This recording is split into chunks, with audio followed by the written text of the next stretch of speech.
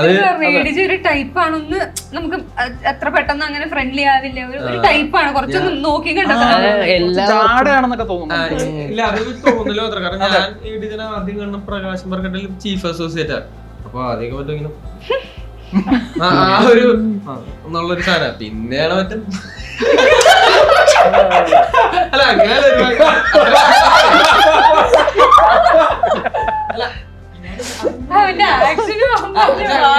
അത് ഡബ്ബിയുടെ വേറെ അർത്ഥം.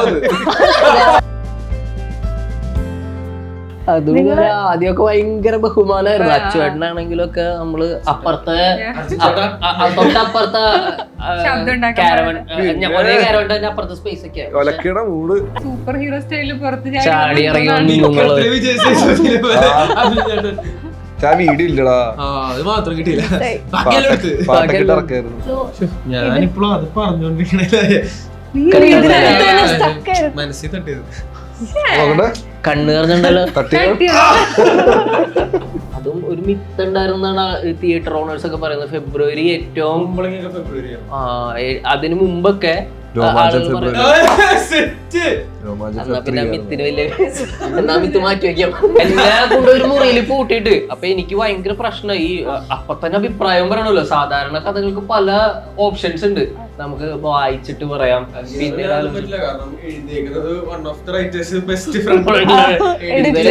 റൂമിൽ കൊണ്ടുപോയി പൂട്ടി. ചമൻ ADJ ഉണ്ട്, തോമസ് അന്ന് ഉണ്ടായിരുന്നില്ല. എന്നിട്ട് വായിച്ചിട്ട് പറയുന്ന പറഞ്ഞു, ഞാനിത് വായിച്ചു ഫസ്റ്റ് ഡ്രാഫ്റ്റ് ആയിരുന്നു, ഏറ്റവും ഫസ്റ്റ് ഡ്രാഫ്റ്റ് ആയിരുന്നു. അപ്പൊ ഇത് വായിക്കുമ്പോ എനിക്കറിയാം ഇത്. അപ്പൊ എന്റെ ടെൻഷൻ ഇത് എങ്ങനെ ആവും നമുക്ക് അറിയില്ലോ വായിച്ചു തുടങ്ങുമ്പോ. അപ്പൊ ഇതെങ്ങനെ വർക്കായില്ലെങ്കിൽ എങ്ങനെ പറയും ഇവരുടെ അടുത്ത്. പക്ഷെ ഇറങ്ങിയപ്പോ ഹാപ്പി ആയിട്ട് ചെയ്യാൻ.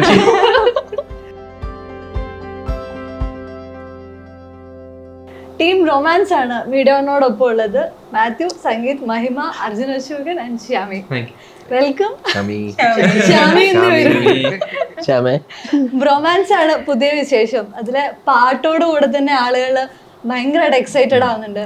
പ്ലസ് ജോ ആൻഡ് ജോ 18+നൊക്കെ ശേഷം അരുൺ സംവിധാനത്തിലേക്ക് വരുന്നു. അതുകൂടെ തരുന്ന ഒരു എക്സൈറ്റ്മെന്റ് ആളുകളിലേക്ക് ഉണ്ട്. ബിയോണ്ട് ദാറ്റ് നിങ്ങളുടെ ഒരു എക്സ്പെക്ടേഷൻ ആൻഡ് അതിനോടുള്ള ഒരു എക്സൈറ്റ്മെന്റ് എന്താണ്? I'll start from heroine. Romance ആണല്ലോ. I'll start from here. Okay. രസമുള്ള പരിപാടിയായിരിക്കും. കാരണം ADJ ആദ്യം സബ്ജക്ട് പറഞ്ഞപ്പോ തന്നെ ഒരു എന്താ പറയാ ഒരു സ്റ്റഫ് ഉണ്ട് എന്നുള്ളത്. കഥ പറയണോ ഇത്? പറഞ്ഞു അതോ വായിക്കാൻ പറഞ്ഞു? എങ്ങനെയുണ്ടായിരുന്നു? അടിപൊളിയായിരുന്നു. ADJ കഥ പറഞ്ഞത് കേട്ടപ്പോ ഞാൻ കേട്ട ഉടനെ ഞാൻ ഓക്കെ പറഞ്ഞു. എന്നോടൊക്കെ പറഞ്ഞത് എടാ ഞാൻ കഥ പറയാറില്ല, നീ വായിച്ചു. എന്നോടും പറഞ്ഞു സീനിയർ ആക്ടർ.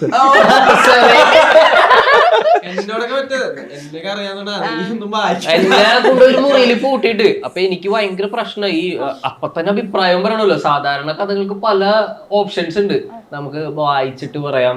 പിന്നെ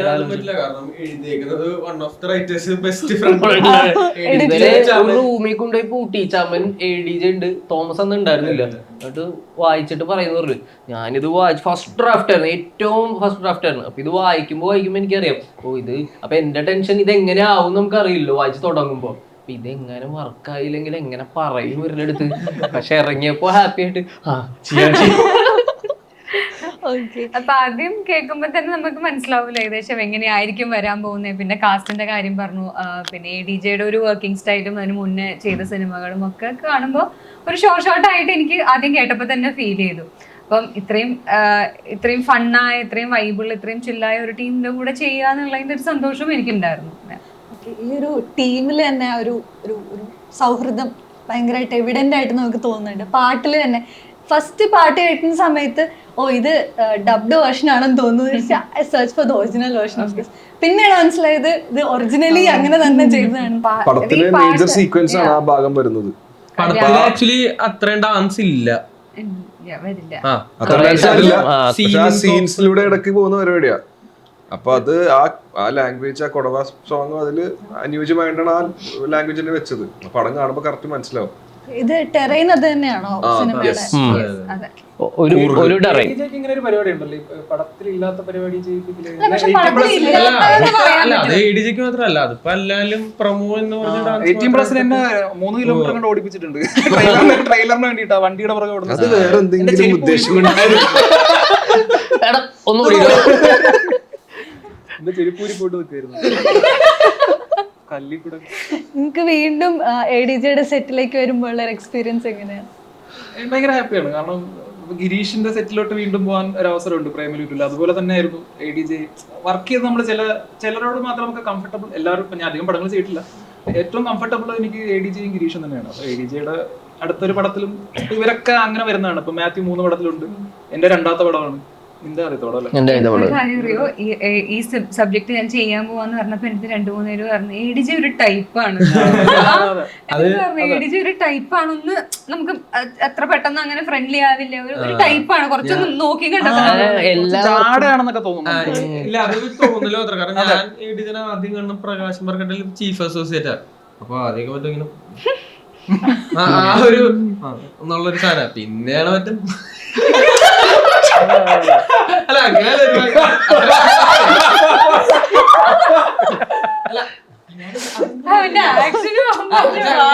അത് ഡബ്ബിയുടെ വേറെ അർത്ഥം. അങ്ങനെയല്ല, മനസ്സിലായി. അല്ല, ഞങ്ങൾക്ക് എല്ലാവർക്കും ഞാൻ ADJനെ കാണുന്നതൊക്കെ എവിടെയാന്ന് വെച്ചാൽ ഏതെങ്കിലും പടത്തിന് തിയേറ്ററിലൊക്കെ വരുമ്പോഴേക്കും ഈ ഫസ്റ്റ് ഷോ പ്രിവ്യൂ ഷോയിനൊക്കെ വരുമ്പോൾ അവിടെ ഉണ്ടാവും ചിലപ്പോൾ നമ്മുടെ ഫ്രണ്ട്സിൻ്റെ അങ്ങനെയൊക്കെ ആയിട്ട്. അപ്പോൾ നമ്മൾ ആ വഴിയൊക്കെ ഇങ്ങനെ ഈ സീറ്റിൽ നിന്ന് ആ സീൻ്റെ അറ്റത്തേക്ക് പോകുന്ന സമയത്ത് ഇവരൊക്കെ അറിയാമല്ലോ 18+ഉം ജോയും. അപ്പോൾ നിങ്ങൾ ഷൈക്കാൻ്റെ കൊടുക്കുമ്പോൾ ഷൈക്കാൻ ചിലപ്പോ തരുമൊന്നുമില്ല. ചിലപ്പോ ഗുഡ് മോർണിംഗ് പറഞ്ഞപ്പോ എനിക്ക് ഗുഡ് മോർണിംഗ് ഇഷ്ടമല്ല. ചുമ്മാ പക്ഷെ അത് ആക്ച്വലി ഇത് വർക്ക് ചെയ്യുന്നതിന് മുമ്പായിരുന്നു ഇങ്ങനെ. അപ്പൊ ഞാൻ ഷൂട്ടിന് പോരുന്നതിന് മുമ്പൊക്കെ വിളിച്ചിട്ട് നമ്മുടെ തന്നെ സിനിമ സുഹൃത്തുക്കൾ പോണം, പുള്ളി മാത്രമാണ് ആ പടത്തിൽ പ്രശ്നം, ബാക്കി സ്ക്രിപ്റ്റും ബാക്കിയൊക്കെ ഓക്കെ എന്ന് പറഞ്ഞ പോന്നിട്ട് ഭയങ്കര കംഫർട്ടബിൾ ആണ്.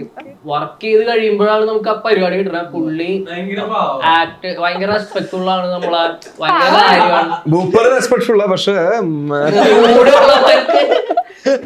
ഭയങ്കര അടിപൊളിയാണ്.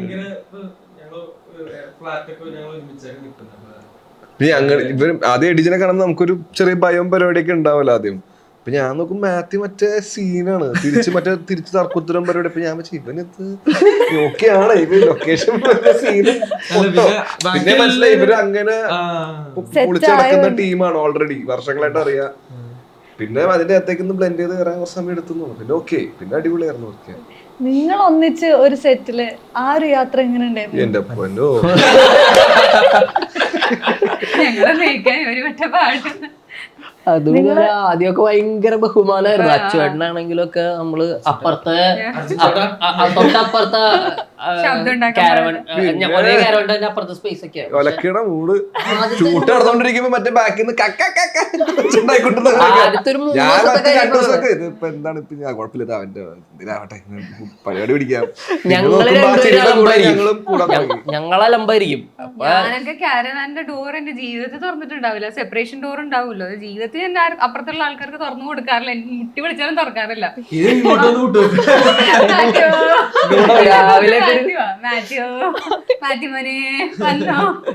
സ്വീറ്റ്സ് ഒക്കെ കൊണ്ടുവന്നില്ലേ? സാധാരണ എനിക്ക് മാത്രമേ ഫുഡ് കൊണ്ടുവരാറുള്ളൂ.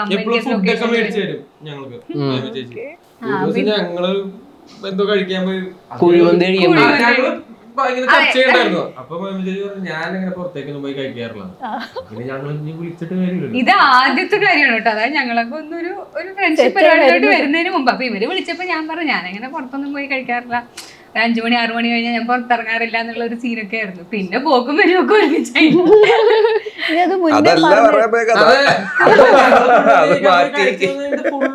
പ്രശ്നം പിന്നെ എന്നെ കൂട്ടാതെ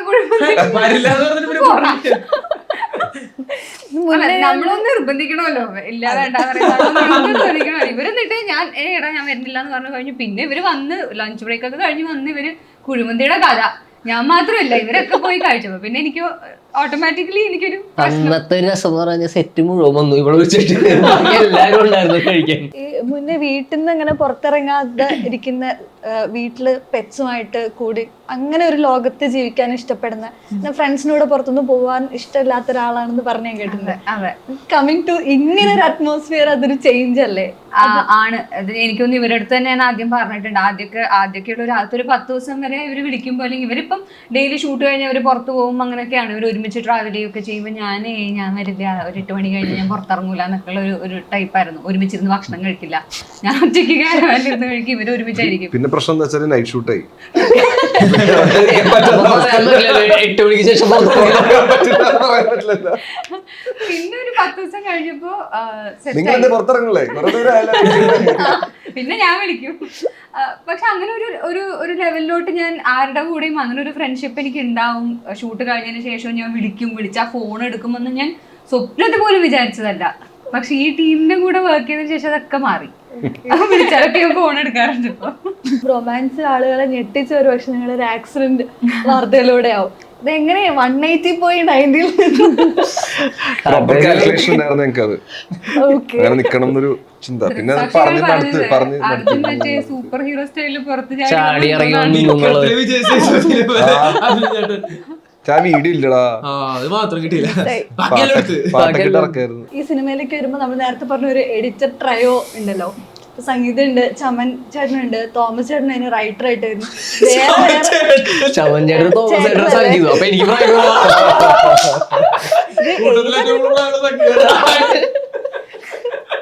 നിങ്ങൾ ഒന്നിച്ച് വേറെ വേറെ റോളിലേക്ക് വരുമ്പോഴുള്ള ഒരു പ്രായത്തിന്റെ മറ്റേ ഏജ് കൂടി വരെ ശരിക്കും അങ്ങനെയാണ് ട്രയോ, നിങ്ങളുടെ ഒരു ട്രയോ. ഞങ്ങൾ ആക്ച്വലി ഷമീർ മുഹമ്മദ് എന്ന് പറഞ്ഞ എഡിറ്റർ, ഷമീർക്കയുടെ കൂടെ സ്റ്റാർട്ട് ചെയ്യുന്ന സമയത്ത് നമ്മളെല്ലാവരും ഇൻഡിപെൻഡൻ്റ്ലി എഡിറ്റർ ആവണം, നല്ല സിനിമകൾ ചെയ്യണം, ഒരുമിച്ച് ഇപ്പോൾ ഒരാൾ ഡയറക്റ്റ് ചെയ്ത്, ഒരാൾ എഴുതി, ഒരാൾ എഡിറ്റ് ചെയ്ത്, അങ്ങനെയൊക്കെയുള്ള പ്ലാനുകൾ ഉണ്ടായിരുന്നു. അപ്പോൾ അന്ന് നമ്മുടെ എല്ലാ പ്രശ്നങ്ങളും നമ്മൾ പാളി തെറിച്ചിരിക്കുന്ന കാര്യങ്ങളൊക്കെ ഒരുമിച്ച് അനുഭവിച്ചിട്ടുള്ളതാണ്. കേട്ട തെറികൾ ഒരുമിച്ചാണ്, അതൊക്കെ സോൾവ് ചെയ്തിട്ടുള്ളത് ഒരുമിച്ചാണ്, സ്വപ്നം കണ്ടിട്ടുള്ളതൊക്കെ ഒരുമിച്ചാണ്, എവിടെയെങ്കിലും എത്തണമെന്ന് തീരുമാനിച്ചിട്ടുള്ളത് ഒരുമിച്ചാണ്. ഞങ്ങൾക്കൊരു വീടൊക്കെ ഉണ്ടായിരുന്നു എടപ്പള്ളിയിൽ. അപ്പോൾ അവിടെ നിന്ന് എല്ലാവരും ഒരു പോയിന്റ് എത്തിയപ്പോഴേക്കും ഇൻഡിപെൻഡൻ്റ് ആവാൻ തുടങ്ങി, പല പല പരിപാടികൾ തുടങ്ങി. പക്ഷെ അപ്പോഴും എല്ലാവരും എഡിറ്റിംഗ് സൈഡ് തന്നെയായിരുന്നു ഫോക്കസ് ചെയ്തത്. പക്ഷെ ഒരു സിനിമയിൽ തന്നെ ഇതുപോലെ ഒരുമിച്ച് വർക്ക് ചെയ്യാന്നുള്ള ഏറ്റവും ഫസ്റ്റ് തോട്ട് ഉണ്ട്. അത് ഇവിടെ വന്ന് വേറെ പല മേഖലയിലായിട്ട് വന്ന് നിൽക്കുമ്പോൾ ഭയങ്കര ഹാപ്പിയാണ്. ഇതിനെപ്പറ്റി സംസാരിക്കുന്ന സമയത്തൊക്കെയും മാത്യു പറയുന്നുണ്ട്, ഇപ്പം റൊമാൻസിന്റെ പശ്ചാത്തലത്തിൽ അല്ലാതെ സംസാരിക്കുമ്പോഴും ഇവർക്കൊക്കെ ഉണ്ടാവുന്ന ഒരു സ്പേസിൽ ഭയങ്കര ഹാപ്പി ആവുന്നു എന്ന് പറഞ്ഞിട്ടുണ്ട്. അതില് പ്രത്യേകിച്ച് എടുത്ത് പറഞ്ഞിട്ടുള്ളത് സംഗീതത്തിന്റെ കാര്യമാണ് പറഞ്ഞിട്ടുള്ളത്. ഈ ഒരു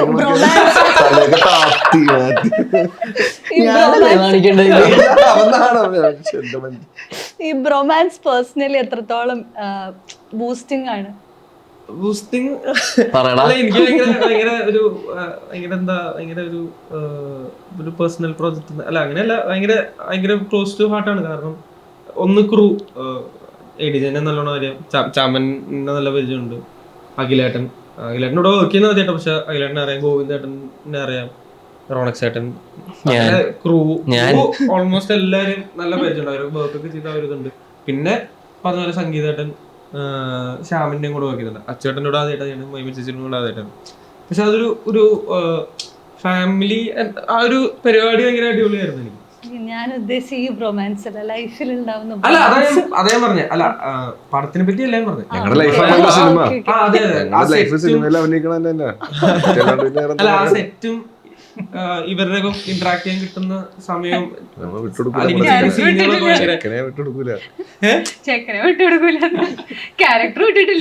അല്ല, ഭയങ്കര പേഴ്സണൽ ഒരു ഭയങ്കര ഹാപ്പി മൊമെന്റ് ആയിരുന്നു എനിക്ക് ഫുൾ പടം. നിങ്ങളെ സംബന്ധിച്ചിടത്തോളം ഈ ഒരു റൊമാൻസ് ഇല്ലേ, ലൈക്ക് ലൈഫിൽ എപ്പോഴും ചോദിച്ചിട്ട്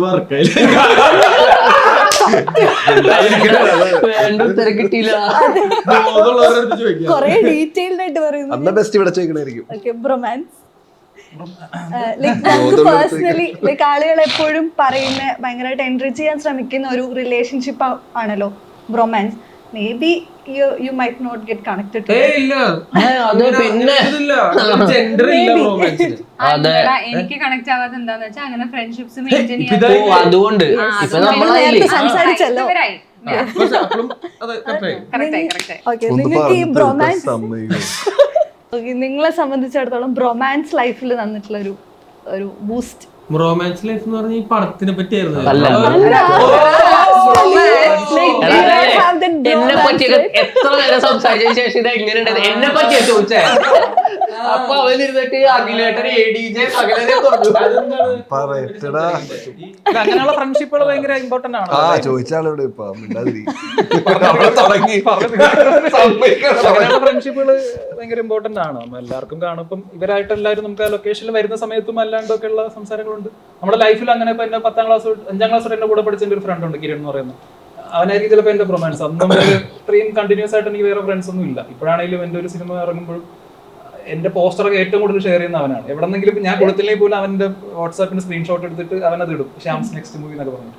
അങ്ങനത്തെ ഫ്രണ്ട്ഷിപ്പുകൾ ഉണ്ടാകുന്നത് ഇപ്പോൾ ഇവര് ആണെങ്കിൽ ഇപ്പൊ എനിക്ക് സെറ്റിൽ കാണുമ്പോൾ ഏറ്റവും കൂടുതൽ തോന്നാറുള്ള സംഗീതം മാത്യുവും തമ്മിലാണ്. ഭയങ്കര നമുക്ക് കണ്ടാ ഭയങ്കരമായിട്ട് ഒരു വഴക്കുണ്ടാക്കണം എന്ന് തോന്നുന്നു. പക്ഷെ അവരുടെ ഫ്രണ്ട്ഷിപ്പിന്റെ ഒരു രീതിയാണ്. അത് വേണം എല്ലാവരുടെ ലൈഫിലും റൊമാൻസ് വേണം. ഈ കഴിഞ്ഞ വർഷം ഇറങ്ങിയിട്ടുള്ള മലയാളത്തിലെയും തമിഴിലെയും ഹയസ്റ്റ് ഗ്രോസ് കിട്ടിയിട്ടുള്ള 2 സിനിമകളിലെയും ഭാഗമായിട്ടുണ്ടായിരുന്നു.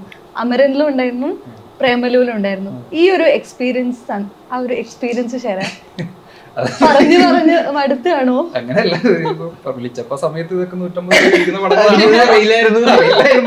അല്ല, നല്ല 2 പ്രൊജക്ടുകളുടെ ഭാഗമായി എന്നുള്ളതാണ്. ഈ പറഞ്ഞ പോലെ പ്രേമലു പറഞ്ഞാൽ ശരിക്കും പറഞ്ഞാൽ ലൈഫ് ചേഞ്ചിങ് ആണ്. ഇതൊന്നും പറയാതിരിക്കാൻ പറ്റില്ല. എന്റെയും സംഗീതിന്റെ ഒക്കെ ലൈഫ് ചേഞ്ചിങ് പടം തന്നെയാണ്. നമ്മൾക്കൊരു ആർട്ടിസ്റ്റ് എന്ന രീതിയിൽ നമുക്കൊരു റെക്കഗ്നീഷന്റെ അപ്പുറം കിട്ടി. റെക്കഗ്നീഷൻ എന്ന് പറഞ്ഞ ഒരു സിനിമയിൽ നമ്മൾ അഭിനയിച്ച സിനിമയിലെ ആളെന്നുള്ളതിനപ്പുറം എവിടെ ചെന്നാലും നമ്മൾ ആൾക്കാരെ തിരിച്ചറിയുന്നു. രാജമൗലി സാറിനെ പോലുള്ള ഒരാൾ നമ്മൾ അപ്രീഷിയേറ്റ് ചെയ്യുന്നു. പിന്നെ അമരൻ എന്ന് പറയുന്നത് ഭയങ്കര ഒരു അത്ഭുതമായിരുന്നു എനിക്ക് അമരനിൽ. കാരണം കമൽഹാസൻ പ്രൊഡ്യൂസ് ചെയ്യുന്ന ഒരു പടം എന്നുള്ളതായിരുന്നു എന്റെ ഏറ്റവും വലിയ അട്രാക്ഷൻ. എന്തായാലും കമൽ സാർ പടം കാണുമല്ലോ, അതിന്റെ ഒരു പ്രിവ്യൂ വയ്ക്കുമ്പോൾ എന്തായാലും കമൽ സാർ എന്നെ കാണും എന്നുള്ളതായിരുന്നു എന്റെ ഏറ്റവും വലിയ. പിന്നെ അവിടെ ചെന്നപ്പോൾ സായി പല്ലവി മാമായാലും SK സാറായാലും അവരുടെ കൂടെ അഭിനയിക്കാൻ പറ്റി. ശ്യാംപ്രസാദ് സാറിന്റെ കൂടെ അഭിനയിക്കാൻ പറ്റി. എനിക്ക് ഭയങ്കര ഇഷ്ടമുള്ളൊരു ഡയറക്ടറാണ്. സാറിന്റെ കൂടെ ഒരുപാട് സമയം സ്പെൻഡ് ചെയ്യാൻ പറ്റി ലൊക്കേഷനിലൊക്കെ. അപ്പം ഭാഗ്യമാണ് ഈ പറഞ്ഞ പോലെ അങ്ങനത്തെ സിനിമകൾ വരുന്നത്. നേരത്തെ പറഞ്ഞ പോലെ ഗിരീഷ് ഷേഡി യൂണിവേഴ്സിൽ നിങ്ങളൊക്കെ ഒരു പോയിന്റിൽ ഇങ്ങനെ കടന്നു പോയിട്ടുള്ള ആൾക്കാർ കൂടെയാണ്. ഇല്ല, നിങ്ങളില്ല. നിങ്ങൾ 4 പേരും ഒരു പോയിന്റിൽ ഗിരീഷ് ഷേഡി യൂണിവേഴ്സിലൂടെ തന്നെ പോയിട്ടുള്ള, പലപ്പോഴും കൂട്ടിമുട്ടിയിട്ടുള്ള ആളുകളാണ്. ആ ഒരു സെറ്റ്, ആ ഒരു എക്സ്പീരിയൻസ് ഇല്ലേ, അത് ഷെയർ ചെയ്യാം. ഭയങ്കര എന്താ ഫ്രീ ആ ഗിരീഷ് ചേട്ടൻ്റെ ഒപ്പം വർക്ക് ചെയ്യാൻ. ഇപ്പൊ എനിക്ക് ഇപ്പൊ ഇൻസ്റ്റൻസ് പ്രേമിലു എന്താന്ന് എൻ്റെ അടുത്ത് പറഞ്ഞിട്ടില്ലായിരുന്നു. ഇങ്ങനെ ഒരു പരിപാടി ഉണ്ട്. അപ്പൊ എന്നെ സംബന്ധിച്ചുള്ള 2 പ്രൊഡക്ഷൻ ഹൗസും ഭയങ്കര ക്ലോസാ, ഗിരീഷ് ചേട്ടനും ഭയങ്കര ക്ലോസാ. പിന്നെ ഇവരൊക്കെ ഉണ്ട്. അപ്പൊ ഒന്നും പറഞ്ഞിട്ടൊന്നും ഉണ്ടായിരുന്നില്ല. പിന്നെ അവിടെ എത്തിയപ്പോഴാണ് ഇങ്ങനെ ഒരു ക്യാരക്ടറാണ്, അങ്ങനെ ഒരു പരിപാടിയാന്നൊക്കെ അറിയണം. പക്ഷെ അപ്പൊ എനിക്ക് ടെൻഷൻ്റെ ഒന്നും ആവശ്യമില്ല. കാരണം ഗിരീഷ് ചേട്ടൻ പറയുന്നത് കറക്റ്റായിട്ട് ചെയ്താണ്. അപ്പൊ നമുക്ക് ടെൻഷനൊന്നുമില്ല, ഫ്രീ ആയിട്ട് പെർഫോം ചെയ്യാം. ഭയങ്കര രസം. പിന്നെ ഭയങ്കര ഈ പേടിയിലൂടെയുള്ള പോലൊക്കെ ഒരു എന്താ പറയാ, ഒരു കംഫർട്ട് ഉണ്ട് ഗിരീഷ് ചേട്ടൻ. ഭയങ്കര രസം. എനിക്ക് ഈ പറഞ്ഞ പോലെ ലൈഫ് അപ്സൈഡ് ഡൗൺ തിരിച്ച ആളാണ്. അപ്പോൾ ആ ഫ്രണ്ട്ഷിപ്പ് തുടങ്ങുന്നത് തണ്ണീർമക്കം തുടങ്ങിയ മാത്യുവിനൊക്കെ ഇപ്പോൾ പരിചയപ്പെട്ടോ അപ്പോൾ തുടങ്ങിയുള്ള കമ്പനിയാണ് ഗിരീഷേട്ടൻ. ആക്ച്വലി ഗിരീഷേട്ടൻ്റെ ഒരു ഫോൺ കോൾ വരുമ്പോൾ തന്നെ നമുക്ക് ഭയങ്കര സന്തോഷമാണ്. കാരണം ആ കോള് ഒരു അരമണിക്കൂർ ഉണ്ടാകുന്നത് ഭയങ്കരമായിട്ട് ചിരിച്ച് നമ്മൾ 2 പേരും അങ്ങോട്ടും കൂടെ ഗിരീഷേട്ടൻ ഭയങ്കരമായിട്ട് ചിരിക്കുകയും ചെയ്യും, ചിരിപ്പിക്കുകയും ചെയ്യും സംസാരിക്കുമ്പോൾ. അതിപ്പോൾ ഒരു കഥ പറയുമ്പോഴാണെങ്കിൽ പോലും അതിനകത്ത് കോമഡി ഗിരീഷേട്ടൻ നന്നായിട്ട് ചിരിക്കും. അപ്പോൾ ഭയങ്കര അപ്പോൾ ഗിരീഷേട്ടൻ്റെ ഓരോ കോള് വരുമ്പോൾ പോലും നമ്മൾ ഹാപ്പിയാണ്. എനിക്ക് ആക്ച്വലി അമൽ ഡേവിസിന്റെ എല്ലാ പരിപാടികളും ഏറ്റവും പെർഫെക്റ്റ് ആയത് ഗിരീഷേട്ടൻ കാരണം. എവിടെയെങ്കിലുമൊക്കെ മാറിപ്പോയി കഴിഞ്ഞാൽ, കൂടിപ്പോയി കഴിഞ്ഞാൽ വന്ന് കറക്റ്റായിട്ട് ഇടാ അത്രയും വേണ്ട ഇതെന്ന് പറയും. അപ്പോൾ എൻ്റെ ഒരു ഫസ്റ്റ് ഇപ്പൊ ബാക്കി എല്ലാ സിനിമകളിലെയും ഡയറക്ടേഴ്സ് നമ്മളെ ഫോം ചെയ്ത് എടുത്തിട്ടുണ്ടെങ്കിലും അതൊക്കെ കുറച്ച് ദിവസങ്ങളായതുകൊണ്ട് തന്നെ നമുക്ക് അങ്ങോട്ട് കംപ്ലീറ്റ്ലി എല്ലാം കിട്ടിയിട്ടില്ല. നമ്മളും അതിനോട് അത്ര സിൻസിയർ ആയിട്ടല്ല എന്നുള്ളതല്ല, അത്രയും ഇന്നായിട്ടായിരുന്നില്ല അതുവരെയുള്ള കാര്യങ്ങൾ ചെയ്തിരുന്നത്. പക്ഷെ ഇതെന്ന് പറഞ്ഞു കഴിഞ്ഞാൽ ഒരു ജേണി ആയിരുന്നു. ഫ്രം ഒരു ക്ലീൻ സ്ലേറ്റിൽ ഇങ്ങനെ ഇരുന്നിട്ട് ഫുള്ള് എഴുതി അതിനകത്ത് കുറെ കാര്യങ്ങളായിട്ട് തിരിച്ചു വരിക. അത് ഇപ്പം അവൻ പറഞ്ഞ പോലെ തന്നെ എൻ്റെ ലൈഫ് ACBC എന്ന് പറയുന്ന പോലെ ബിഫോർ പ്രൈമിലും ആഫ്റ്റർ പ്രൈമിലും രണ്ടും ഭയങ്കരമായിട്ട് തിരിഞ്ഞു. അപ്പൊ അതിൻ്റെതായിട്ടുള്ള ഭയങ്കര താങ്ക്ഫുൾ ആണ്, ഭയങ്കര അടിപൊളിയാണ്. എല്ലാരും ഇപ്പോഴും അമൽ ഡേവിസ് തന്നെയല്ലേ വിളിക്കുന്നത്? പേര് മാറി ഇപ്പോഴും മാണു അവരുടെ വൈഫ് സംഘുനെ വിളിക്കുന്ന അമൽ സംഘു അമൽ സംഘു. ഗിരീഷേട്ടൻ ആദ്യം കാണുന്നത് അജഗജാന്തരത്തിന്റെ ലൊക്കേഷന്റെ സമയത്ത് വെച്ചിട്ടുണ്ട്. അപ്പോൾ ഈ ഇടിയും പിടിയും മൊത്തം പരിപാടിയുടെ ഇടയിൽ ഈ ഒരു സൂപ്പർ സ്റ്റാറിന്റെ കഥ വന്ന് പറഞ്ഞപ്പോൾ ഭയങ്കര ഒരു അടിപൊളിയായിട്ട് ഫീൽ ചെയ്ത്. കാരണം ഇപ്പം സംഗീത പറഞ്ഞ പോലെ കഥ പറയുമ്പോൾ കോമഡി ഉണ്ടെങ്കിൽ ഗിരീഷേട്ടൻ ചിരിക്കും. ആക്ച്വലി ഞാൻ ചിരിക്കണത് പറഞ്ഞപ്പോഴാണ് ഞാൻ അത് കളക്ട്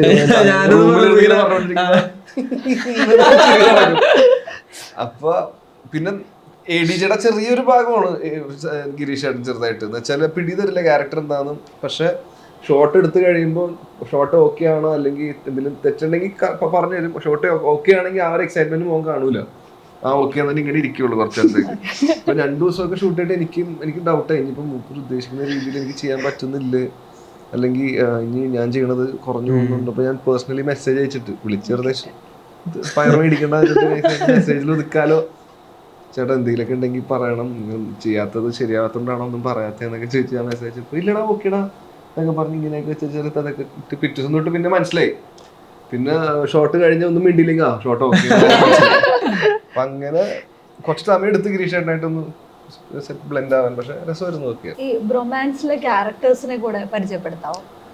എന്റെ ക്യാരക്ടർ ഷബീർ അലി, ഷിൻഡോ, ബിൻഡോ, ഐശ്വര്യ, ഷിൻഡു, ബിൻഡു. ബ്രദേഴ്സ് ആണ്. ഹരിഹരസുധൻ. സമ്മതിക്കണല്ലോ പറ.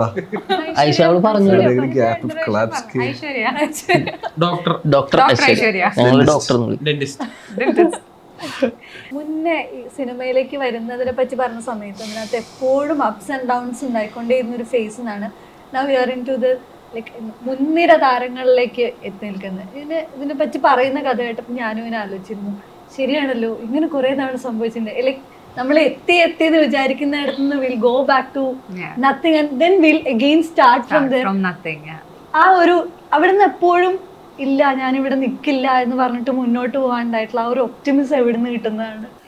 ഒരിക്കലും ഒരു സിനിമ ഇപ്പൊ വർക്ക് ആവും അല്ലെങ്കിൽ ഈ സിനിമ ഇപ്പൊ സ്റ്റാർട്ട് ചെയ്യും, ഇന്ന് നമ്മൾ ഭയങ്കരമായിട്ട് ആഗ്രഹിക്കുന്ന ഒരു പ്രൊഡക്ഷൻ ഹൗസിന്റെ കൂടെ ചിലപ്പോൾ ഒരു സിനിമ സ്റ്റാർട്ട് ചെയ്യാനിരിക്കുകയായിരിക്കും, ചിലപ്പോൾ 2 ദിവസം മുന്നേ ആയിരിക്കും. ഇതെന്ന് പറയുന്നത് എൻ്റെ ഏർലി സ്റ്റേജിലുള്ള കാര്യം ഞാൻ പറഞ്ഞു. അപ്പൊ ഞാൻ ഇന്ന് അല്ലെങ്കിൽ ഇന്ന് തുടങ്ങും അല്ലെങ്കിൽ ഇപ്പൊ തുടങ്ങും, ഇപ്പം എല്ലാം ഓക്കെ ആവും എന്ന് വിചാരിച്ചിരിക്കുന്ന സമയത്തായിരിക്കും ചിലപ്പോൾ പെട്ടെന്ന് അതൊരു നമ്മളിങ്ങനെ അടിച്ചിടുന്ന പോലെ ആയിരിക്കും ചിലപ്പോൾ പലതും പറയാം ഇത് നടക്കില്ല, കോവിഡ് വന്നു, ഓക്കെ പോയി, വേറൊരാളെ കാസ്റ്റ് ചെയ്ത് ഇതൊക്കെ കേൾക്കുമ്പോൾ വിഷമം ഉണ്ടെങ്കിലും എനിക്കിപ്പോഴും തോന്നി എന്താ വെച്ചാൽ ഒരു കാര്യം നമ്മുടെ ജീവിതത്തിൽ നടക്കുന്നില്ല എന്നുണ്ടെങ്കിലും അതിനൊരു കാരണം ഉണ്ടാവും. Something else is waiting for you അല്ലെങ്കിൽ something better is waiting for you. എല്ലാം നല്ലതിനാണെന്ന് വിശ്വസിച്ചു കഴിഞ്ഞാൽ പിന്നെ എവറിതിങ് വിൽ ബിക്കം സ്മൂത്ത്. അപ്പോൾ ഒരു കാര്യം നമ്മൾ ആഗ്രഹിച്ച കാര്യം നടക്കുന്നില്ലെങ്കിൽ കൂടിയും അതിനും ഒരു കാരണം ഉണ്ടാവും. പിന്നെ if your destiny is this, അത് എന്തായാലും നടക്കും. പിന്നെ ഒരിക്കലും എനിക്ക് ജീവിതകാലം മുഴുവൻ സിനിമ ചെയ്യണം അല്ലെങ്കിൽ ഇതല്ലാതെ എനിക്ക് വേറൊരു ജോലി അറിയില്ല, വേറെ ഒന്നും ചെയ്യില്ല, അങ്ങനെ ഒരു സ്റ്റേറ്റ് ഓഫ് മൈൻഡിലും ആയിരുന്നില്ല ഞാൻ. അപ്പം അതുകൊണ്ട് everything will fall into place എന്ന് വിശ്വസിക്കുന്ന ഒരാളാണ്. അപ്പം അതെല്ലാം പോസിറ്റീവായിട്ട് മാത്രമേ ഞാൻ കാണാറുണ്ടായിരുന്നുള്ളൂ. പിന്നെ ഇറ്റ് ഹാപ്പൻ ഗ്രാജുവലി. ഓക്കെ. ഈ ബ്രൊമാൻസ് വാലന്റൈൻസ് ഡേക്ക് വരികയാണ്, അന്ന് ഒരുപാട് സിനിമകൾ കൂടെ റിലീസും വരുന്നുണ്ട്. സോ ഞാനിപ്പോഴും അത് പറഞ്ഞോണ്ടിരിക്കണേ മനസ്സിൽ തട്ടിയത് കണ്ണു പറഞ്ഞുണ്ടല്ലോ. വാലന്റൈൻസ് ഡേക്ക് റൊമാൻസ് എത്തുന്നു, കൂടെ മറ്റു ചിത്രങ്ങളും എത്തുന്നു. ഫൈനലി ദാവീദും ഇല്ല മാറി. എത്ര പടമുണ്ട്? 3 പടം. അയ്യോ 3 അല്ലേ? 3 പടങ്ങൾ. ഇപ്പം ലൈക്ക് മലയാളത്തിൽ ഒരുപാട് സിനിമകളായിരുന്നു, ഒരേ സമയം എല്ലാ സിനിമകളും സെലിബ്രേറ്റ് ചെയ്യപ്പെടുന്ന ആ ഒരു സ്റ്റേജിലേക്ക് മലയാള സിനിമ മാറുന്നുണ്ട്. റൊമാൻസ് എങ്ങനെ സെലിബ്രേറ്റ് ചെയ്യപ്പെടുന്നതാണ് നിങ്ങളുടെ എക്സ്പെക്ടേഷൻ? പൊളിക്കണം. എനിക്ക് തോന്നുന്നു ഈ ഫെബ്രുവരി ഇപ്പോ ഫെസ്റ്റിവൽ സീസൺ പോലെ പടങ്ങളൊക്കെ വരിക. എനിക്ക് തോന്നുന്നു ഇനിയും 1-2 സിനിമകൾ ഉണ്ടായിട്ട് അത് മാറിയതാ. അപ്പൊ അത്രയും അതിന്റെയൊക്കെ ചിലപ്പോ എനിക്ക് തോന്നുന്നത് കഴിഞ്ഞ വർഷത്തെ ഫെബ്രുവരി എന്ന് പറയണത് ബ്രഹ്മയുഗം, പ്രേമലു, മഞ്ഞുമ്മല്, അന്വേഷിപ്പിനൊക്കെ എല്ലാം നല്ല റെസ്പോൺസ് കിട്ടി. മാർച്ചായിരുന്നു, ഏപ്രിലായിരുന്നു. അതും ഒരു മിത്ത് ഉണ്ടായിരുന്നാണ് തിയേറ്റർ ഓണേഴ്സ് ഒക്കെ പറയുന്നത്. ഫെബ്രുവരി ഏറ്റവും അതിനു മുമ്പൊക്കെ